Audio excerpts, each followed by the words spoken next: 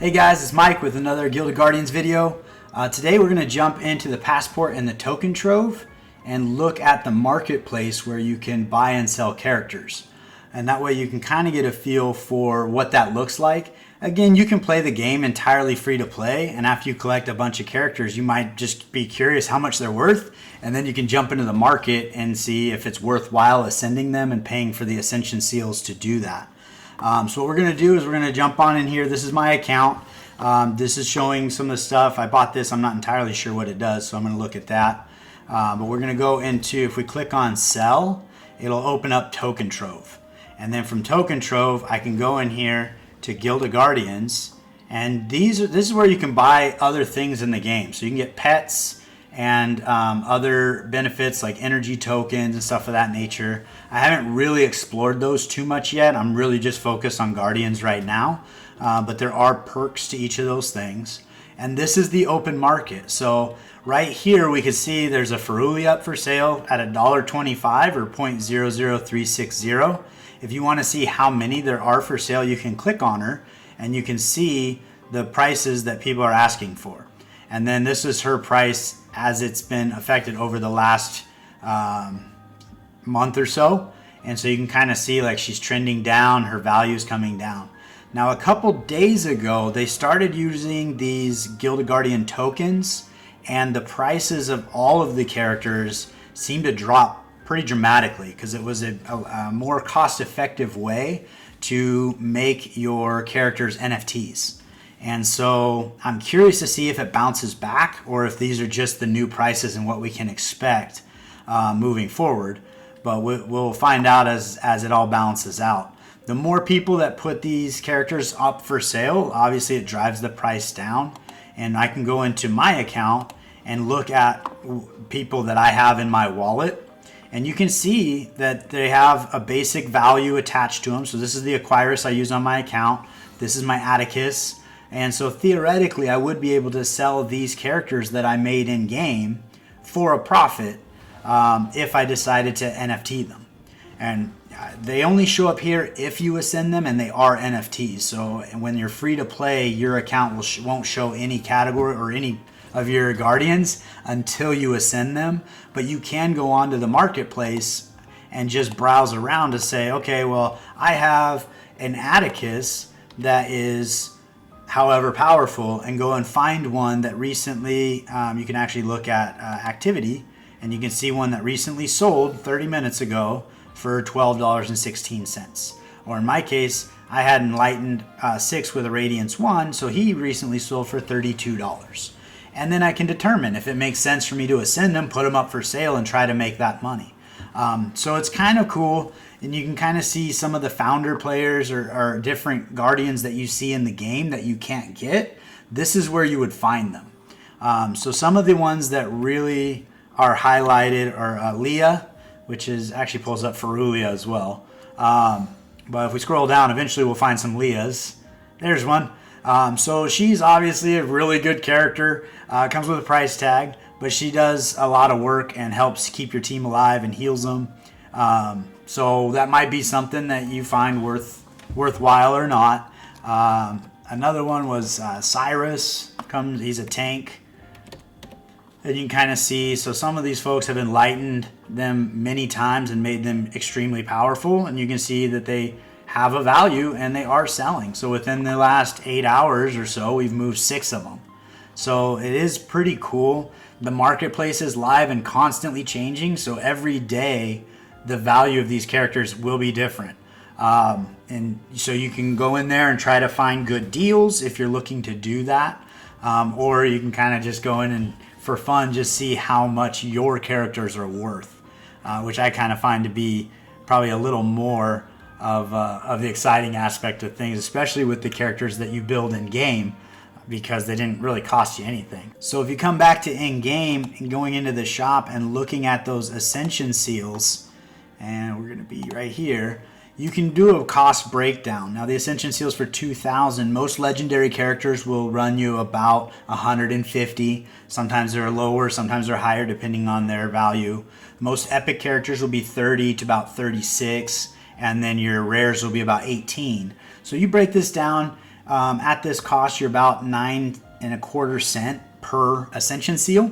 And so if you say, hey, I'm using 18 of these, you take your 9.25, multiply it by 18, and that's how much you'd have to sell a rare character for to actually break even. So ideally, you would sell them for more than that. Those GoG tokens, however, are a better conversion rate than buying these seals in-game now.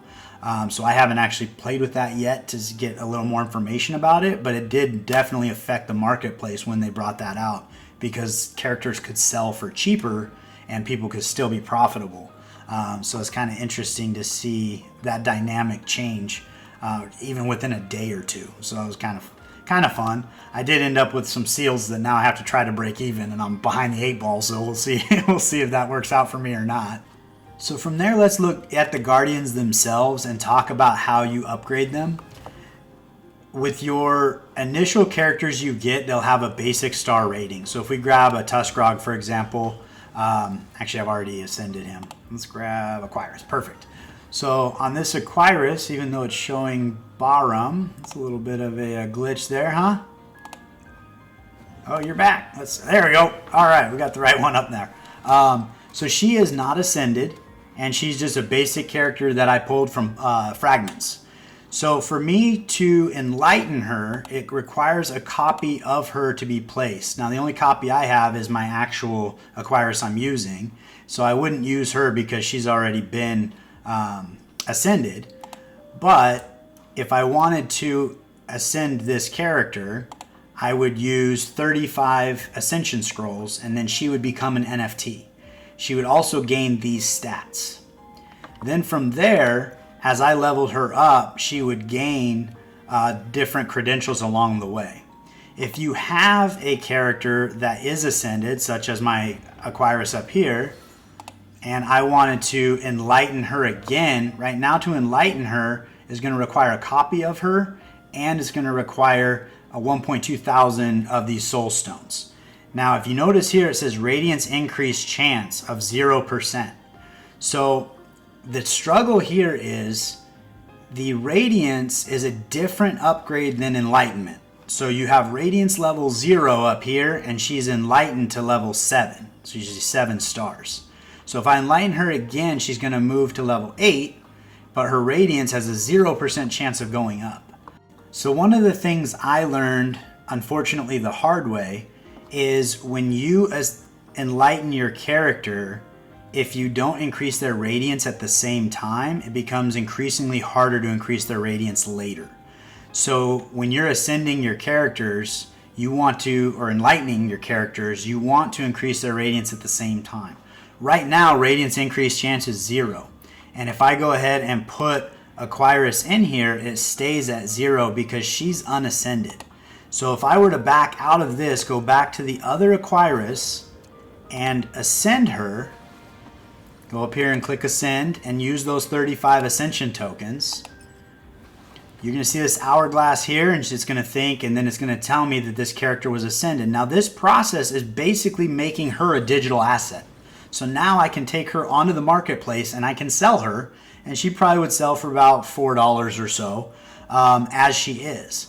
But now if I go back up to my Aquirus that I'm using in game, and I click on and she has a serial number now, I click on her, now there's 100% chance that when I enlighten her, she's also going to increase her Radiance level. And this is something I didn't know early on. So every other time you enlighten a champion, you're going to use a copy of that champion to enlighten to the next level. So moving from 3-star to 4-star, you'll use a copy, and then 4 to 5 you'll just use stones, and then 5 to 6 you'll use a copy, and then 6 to 7 you'll just use stones, and then 7 to 8 you'll use a copy. But every time you use a copy of her, if you use a NFT version of that character, your Radiance level is guaranteed to increase. So theoretically right now, my Aquirus should be Radiance 3, but she's Radiance 0 because I didn't know that. So moving forward, I can kind of do one of two things. I can actually just take everything off of her that I can and start building a new one, which is probably the smart thing to do. Or just moving forward, I will go ahead and put ascended characters into her so that she gains those radiance levels now. And I think that's probably what I'm going to do moving forward until I really hone in on the 5 champions that I truly want to build. Although Aquirus does seem to be a very good one to build. I would go ahead and enlighten her, but I am 200 soul stones away from paradise, so I'm going to have to wait till I get those, and then I'll use those to enlighten her. She'll move from 7 stars to 8 stars, and she'll also move from Radiance 0 to Radiance 1. So she's going to gain quite a bit of stats once I get those 200 soul stones, so that's something to look forward to. Alright, so that's pretty much what I got for you today. I just wanted to kind of show you the marketplace and see how that all works on the back end of the game. And it can be kind of a fun game in and of itself to find out which players you want to build. You can go in there and see which ones are the most valuable and focus on building those characters. And see, you know, what it would take to actually turn a profit, kind of run some numbers on those Ascension seals. I am going to do a little more homework on the Gilded Guardian tokens. Because it does seem the conversion there is probably about 25% better than buying the Ascension seals in-game. Although buying them in-game it seems to be pretty easy. So I don't know what it takes to get the Gilded Guardian tokens, but we'll see how that all plays out. Hope you guys found that interesting. I personally think it's a lot of fun that we were able to trade and give or sell characters. Because in other gacha games I've played, you play for a really long time, and there's that one character you always hope you get. And if you're fortunate enough to pull them, great. But if not, you really have no chance and no hope. Whereas here, if you want that character bad enough, you can go pick them up and play with them. And then when you're done with them, you can put them back up for sale and hopefully make some money or at least recoup those losses. So it's kind of a unique thing. But thank you guys for tuning in. I appreciate you taking the time with me today. If you found anything in here valuable, please like and subscribe. It means the world to me. And I can't wait to see you next time.